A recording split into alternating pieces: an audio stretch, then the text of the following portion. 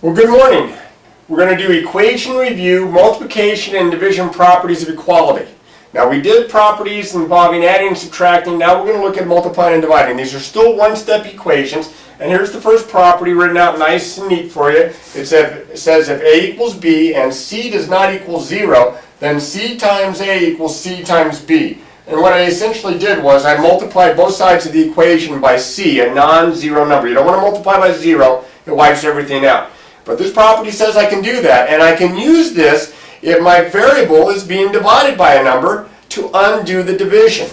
Example of that, let's say I have x over 3 equals negative 4.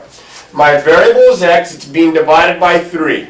The inverse of dividing by 3 is to multiply by 3. So I'm going to use this property and I'm going to multiply both sides by 3. Now remember, if I go over this too quickly, stop and rewind. 3 times x over 3 equals 3 times negative 4. I multiply both sides by 3. Now over here, this 3 and this 3 in the denominator have a canceling effect because 3 is the same as 3 over 1, and you get a little cross-canceling there when you multiply these two. So I have x is equal to, and then on the right side, I'm multiplying two numbers with different signs. It's going to be negative 12. Now, if I ask you to check this type of a problem, if you wanted to make sure you had the right answer, I'll put it over here to the side. I'm going to plug negative 12 in for x. Negative 12 divided by 3 is equal to negative 4. A negative divided by a positive is negative. 3 goes into 12 4 times. It checks out okay. This is a solution to my equation. Note again the steps I put in. A lot of students want to do it in their head. Try to get into the practice of showing the proper work. So x over 3 equals negative 4 gives us an answer of x equals negative 12. Let's try one that's got a little bit more to it here. I'm going to clean off all of this up here, including the property name. This time, I'm going to write it as 1/2 n is equal to 15. Now this isn't exactly the same looking problem as the last example because the n is not written being divided by a number, but 1/2 times that has that same effect. I've got to get rid of that half. And to do that, I am going to multiply by the reciprocal. You may remember the reciprocal is where you flip the fraction around. If I take 1/2 and I flip it around so that the numerator and the denominator are switched, I get 2 over 1. I'm going to multiply both sides by 2 over 1. Of course, I don't really need the 2 over the 1 here because I'm multiplying it times 15, so I'll just go ahead and get rid of that. I don't need that. But on this side, do you see the cross-canceling effect? And I get 1 times n, which is n, and on the right side I'm going to get 30. And there's my answer. So if you have a fraction times your variable, multiply both sides by the reciprocal. I'll do one more of these. I'll put it right here. Let's say I have 3/4 x is equal to negative 12. Now this time, 3/4, the reciprocal would be 4/3.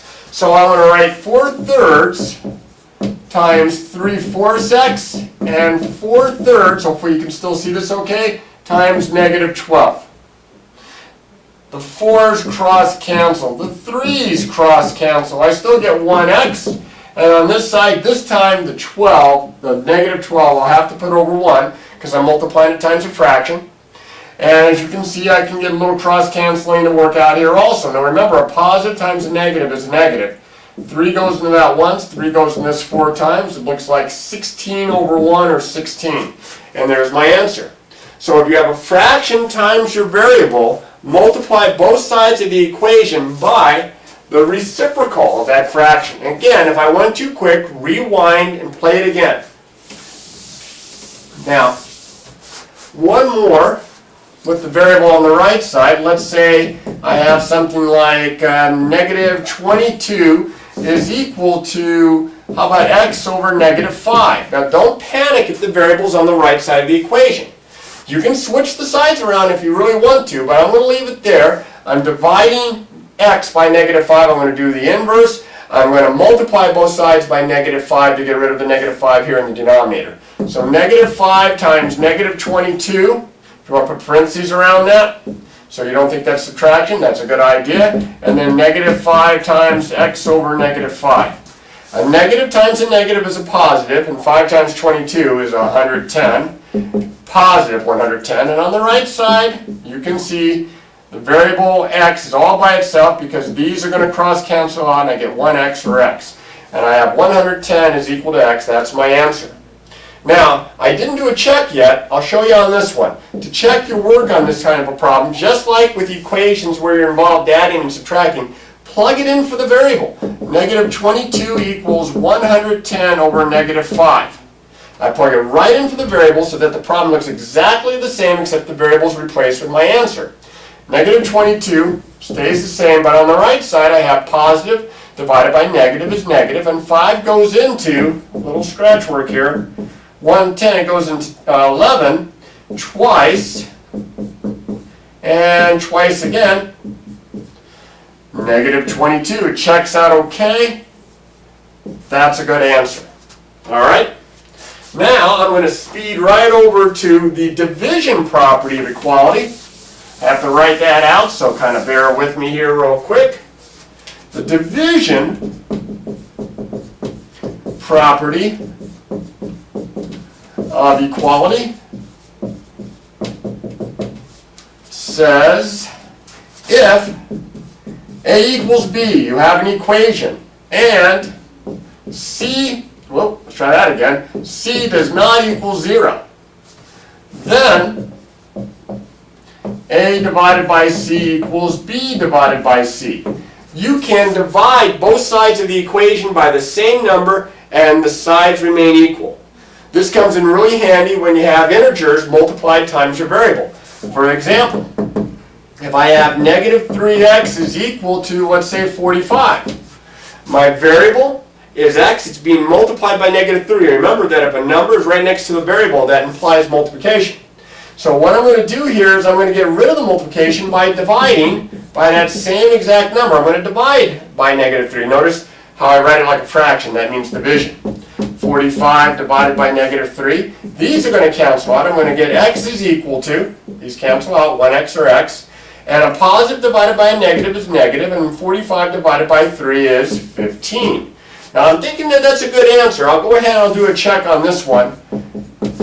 Take the negative 15, plug it in, I get negative 3 times negative 15 equals 45. Again, a number right next to parentheses, that implies multiplication. Negative times negative is positive. This is 45, and this is 45 over here. That's looking good because that means that's a good answer. The division property of equality comes into play here because I was wanting to undo the multiplication. We'll try one or two more examples of that. As always, if I go too quickly, pause, rewind, play it all over again. Let's say I have something that looks like this. Let's say I have 36 is equal to negative 3n. Now in this case, my variable's on the right side. We've already seen this before. We can flip the sides around. But what I'm going to do is I'm going to leave it as is. I'm going to undo what's around the variable. My variable is n. It's being divided by negative 3. I'm going to multiply by negative 3. I'm going to undo that by dividing by negative 3. Multiplying. No symbol between, right next to one another implies multiplication. So I'm going to divide both sides to get rid of the negative 3 by negative 3. I divide that side by negative 3. I divide the other side by negative 3. Now I can't divide by 0, but I can divide both sides by any other number.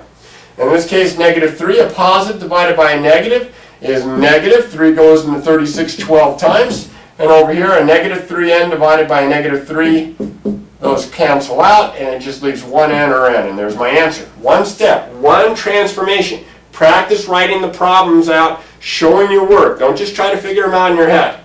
Because eventually these equations are going to become more difficult, and figuring them out in your head is not going to be near as easy as it is right now. It's a good way to check your work, though, is if you can kind of picture it in your head. Let's try another one here. Let's try something like, how about negative 14n is equal to, how about 70? Negative 14n means negative 14 times n. I'm going to divide by negative 14 to get rid of the negative 14. That's times my variable. I'm going to divide by it. And the other side, you have to divide by the same number. Negative 14's top and bottom cancel out as factors of 1. I get 1n or n. Over here I have a positive divided by a negative. That's a negative, and 14 goes into 75 times. So we have the multiplication property of equality and we have the division property of equality to go along with the ones from the other lesson, adding and subtracting. The addition and subtraction properties of equality. Practice these till you get to a point where the steps become a little bit more easy to remember and a little bit more automatic. As always, with any kind of math topic, algebra topic, the key is to try the problems and work them out and practice, practice, practice.